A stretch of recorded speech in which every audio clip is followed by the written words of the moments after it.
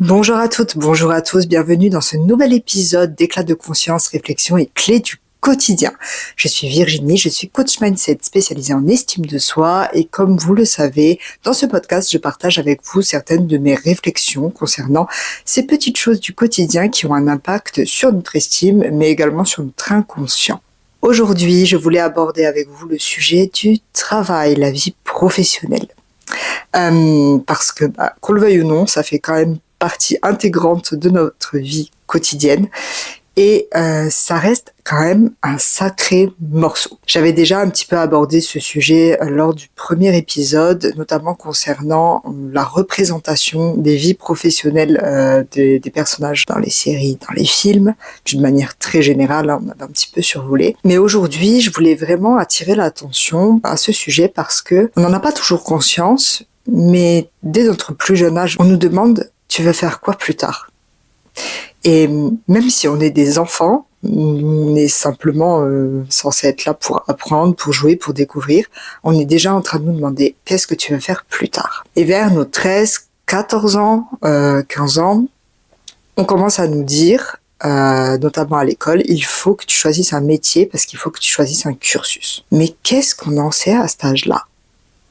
Parce que ce qu'on pense vouloir à 13, 14, 15 ans, voire même 16 ans, ça ne veut pas dire que c'est ce qu'on va vouloir faire toute notre vie. Et la société à ce sujet, j'ai remarqué elle est en train de changer, mais elle met énormément de temps à évoluer. Et on accepte assez difficilement le fait que nous-mêmes, on puisse changer, tout simplement, changer d'avis. Ce qui était vrai et envisageable pour nous à un certain âge ne l'est plus forcément à un autre.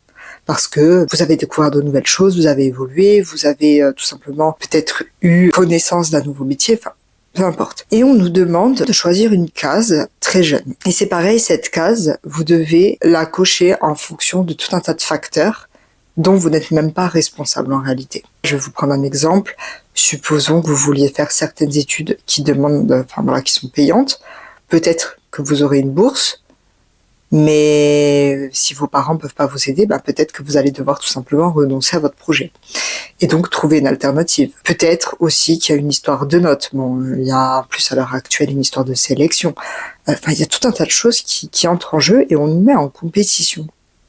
D'une manière très générale sur là où vous l'étiez, on va dire, dans votre classe de 25, 30 jusqu'à maintenant, là, c'est une compétition limite nationale. Donc déjà, il y a ce premier point. On nous demande, donc, très jeune, de choisir un métier comme si on n'était pas libre de changer d'avis au cours de notre vie. En plus, on vous met dans une forme de compétition assez malsaine, mais sans garantie de réussir ou sans garantie d'épanouissement en réalité. Quand je dis de réussir, c'est peut-être qu'aussi au moment où vous vous êtes inscrit, vous envisagiez que vous gagnerez tant, etc., etc. Parce que au moment où vous choisissez votre voie professionnelle, il y a beaucoup de débouchés, mais peut-être que 2 ans après, c'est plus le cas. Donc la vie professionnelle, il y a quand même une certaine forme d'injonction, que ce soit aux études, etc., mais aussi par rapport aux revenus. Et de la même manière, même si c'est en train de changer, les reconversions, ce genre de choses, c'est pas toujours vu d'un très bon œil. Et c'est très dommage parce que on évolue, on change, on accepte aussi peut-être que finalement on n'est pas fait pour le métier qu'on avait choisi parce qu'on pensait que c'était pour nous ad vitam aeternam, mais finalement on se rend compte que ce qu'on veut, c'est quelque chose de totalement différent. Et bien que ce soit en train de changer, c'est pas toujours valorisé. On va pas forcément vous faciliter la vie. Bien qu'il y ait de plus en plus de choses qui soient mises en place, et c'est très bien. Mais il y a aussi, de ce que je remarque, cette injonction de plus en plus à être son propre patron. Plus vous regardez les réseaux, plus on vous met dans la tête aussi que il faudrait forcément être indépendant pour avoir la vie que vous voyez. Donc je rappelle tout de même qu'on choisit les images qu'on vous montre. Et que vous devez vouloir ça. Sauf qu'il y a des personnes, peut-être que juste leur truc, c'est un taf alimentaire, elles ont peut-être pas envie de s'épuiser, même si le salaire est ce qu'il est, peut-être que ça leur convient. Et je trouve ça un petit peu dommage qu'on n'accepte pas aussi cette potentielle option. Je trouve ça très dommage. Et pareil, de comparer les métiers, de comparer les revenus, etc. Sauf que vous ne savez pas quels sont les objectifs des personnes. Il y a peut-être des personnes qui choisissent de devenir, par exemple, hôtesse de caisse, parce que il y a quand même la responsabilité, il y a des responsabilités qui sont plus limitées, mais peut-être qu'elles ont été responsables d'un service et qu'au final, ça leur convenait plus de travailler, de gérer des gens. En réalité, la vie professionnelle, c'est pareil pour les personnes qui ont beaucoup d'expériences différentes. Tout de suite, ça va être taxé de personnes instables. Sauf que non. Peut-être que elles, c'est leur équilibre, peut-être qu'elles se donnent à fond, et quand elles font le tour, juste, elles s'en vont parce que leur épanouissement s'amenuise. Et l'épanouissement dans la vie professionnelle, ça reste quand même important. On y passe énormément de temps, on y met de l'énergie. Donc, si c'est pour que ce soit dans la souffrance, d'ailleurs, je rappelle que le terme travail, ça vient de trépalium, trépalium étant un instrument de torture. Préférer activité professionnelle au niveau du langage, si possible. On n'est pas là, voilà, juste pour souffrir. Déjà qu'il y a une forme de, on va dire, un petit peu d'obligation. Parce qu'on n'est pas tous en capacité de sortir du système ou ce genre de choses. Je ne vous incite pas à faire ça, hein, pas du tout. Donc il y a déjà cette forme d'obligation. Autant souffrir le moins possible. Mais alors quand je dis souffrir, c'est faire en sorte que ça nous convienne un maximum. Que ce soit en termes de salaire, en termes de rythme, en termes de tout. Alors, en dehors du coût de la vie, hein, là, c'est vraiment pas le sujet. Mais comme je vous l'ai dit aussi dans le premier épisode, en plus de tout ce dont je viens de vous parler, dans beaucoup de séries, dans toutes les représentations, on voit des personnes épanouies dans leur vie pro, et si elles le sont pas, elles peuvent claquer des doigts, bizarrement, même si elles n'ont pas d'argent, une main devant, une main derrière, il n'y a pas de problème, elles sont quand même, elles n'ont pas de problème pour manger, ni payer leur loyer, ou partir en voyage, ou peu importe. Donc, notre cerveau, lui, ce qui se dit, c'est, mais moi, je peux pas faire ça. Donc, ça peut vraiment avoir un impact sur votre estime, mais aussi sur votre vision de l'activité professionnelle. Souvent, c'est des postes incroyables. Pareil, on parle pas de l'argent là tout de suite, mais faut regarder, ils sont jamais. Donc des fois, vous allez vous dire, comme dans telle série, je vais faire ça, mais sauf que la réalité, c'est pas du tout ça. Là où vous pensiez que vous seriez potentiellement épanoui, c'est pas du tout le cas. Donc tout ça pour dire que la vie professionnelle, c'est normal que ça bouge. C'est normal que des fois, vous sentiez même un petit peu perdu. C'est normal aussi que parfois, vous pensiez potentiellement à prendre quelque chose de très alimentaire, mais aussi que vous pensiez à aller sur quelque chose qui vous permette de mobiliser vos talents naturels, vraiment, où votre cœur suit. C'est tout à fait normal que ça bouge. C'est quelque chose de vivant, c'est pas figé, malgré tout ce qu'on nous a enseigné à ce sujet, toutes les représentations qu'il y a eu donc pendant des centaines et des centaines d'années. On avait un travail, il fallait le garder jusqu'à la fin de sa vie. Ça a beaucoup changé et c'est normal parce qu'on n'est pas la même personne quand on prend une décision au niveau de nos études ou pas, ou de notre cursus scolaire, entre guillemets, à 14-15 ans. On n'est pas la même personne à 20 ans, à 25 ans, à 30, 35 ans, 40, 45 ans, peu importe. On n'est pas la même personne, on change. Donc c'est normal que notre vie professionnelle, à un moment donné, elle réclame certains ajustements. Et que notre épanouissement dans ce domaine, lui aussi, il bouge. Que parfois, la petite flamme, elle s'éteint. Parce que peut-être que nos valeurs ont changé en cours de route, nos objectifs.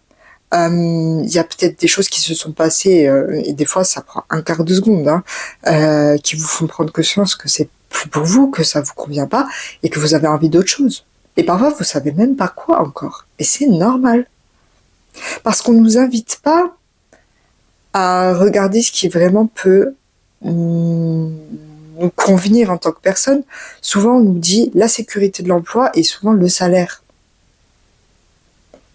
Mais il y a beaucoup de métiers passion qui fonctionnent très bien. Pas tous. Mais pour autant, qu'est-ce qui vous empêche éventuellement de le faire à côté, même de manière bénévole? Pour autant, vous n'êtes pas obligé non plus de le faire. Vous n'êtes pas obligé d'avoir un à côté. Vous êtes peut-être que vous, votre train-train, justement, votre 9-17, peu importe le métier que vous faites, peu importe le poste que vous occupez, peut-être que ça vous convient, même s'il n'y a pas de responsabilité, même si le salaire il est ce qu'il est. Parce que on est tous différents. Et ce serait bien de respecter un petit peu les choix de chacun. On est tous différents, on n'a pas tous les mêmes objectifs. Et ça ne veut pas dire qu'on est moins ambitieux. Peut-être que nos ambitions, elles se placent ailleurs, tout simplement. Elles se placent peut-être dans la vie de famille, elles peuvent se placer dans la vie sociale. Ça peut être tout et n'importe quoi. Tout ça pour dire, vivez votre vie professionnelle comme vous l'entendez. Alors, parfois, c'est pas vraiment évident, dit comme ça demande de prendre des décisions, ou pas d'ailleurs, mais aussi, s'il vous plaît, ne vous comparez pas. Évitez ce type de comparaison, parce que ce que veulent les autres, même si c'est une représentation que vous voyez de plus en plus fréquemment, ça ne veut pas dire que c'est ce que vous voulez, ou que c'est ce qui vous convient à vous, d'accord ? C'est important de le comprendre. Et ça ne fait pas de vous quelqu'un d'anormal. Là, voilà, on a une recrudescence de représentation. J'ai bien dit de représentation, c'est pas parce que avant on les voyait pas, par exemple, sur tout ce qui est micro, etc. C'est pas parce que c'est des métiers auxquels on accordait peu de visibilité, qui n'existaient pas. Hein. Mais c'est pas parce que vous voulez pas ça pour vous dans votre vie pro que ça fait de vous quelqu'un d'anormal. Pas du tout. C'est parce que peut-être ce que vous avez ou ce que vous envisagez de faire, eh bien, ça vous convient beaucoup plus. La vie professionnelle, c'est quand même quelque chose qui vous prend, comme je vous l'ai dit, beaucoup de temps, beaucoup d'énergie. Vous donnez de votre temps, de votre énergie, de votre expertise, peu importe, contre un salaire.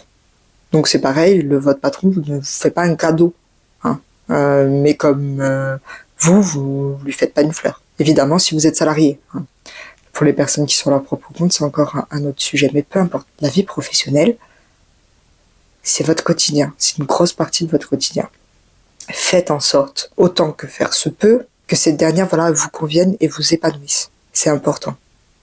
Et il n'y a ni bon ni mauvais cursus. Tant que vous êtes épanoui, que vous vous éclatez dans votre taf, que vous n'êtes pas en souffrance, que ce soit au niveau des tâches, au niveau de l'ambiance, malheureusement, on ne peut pas changer les gens, c'est pareil.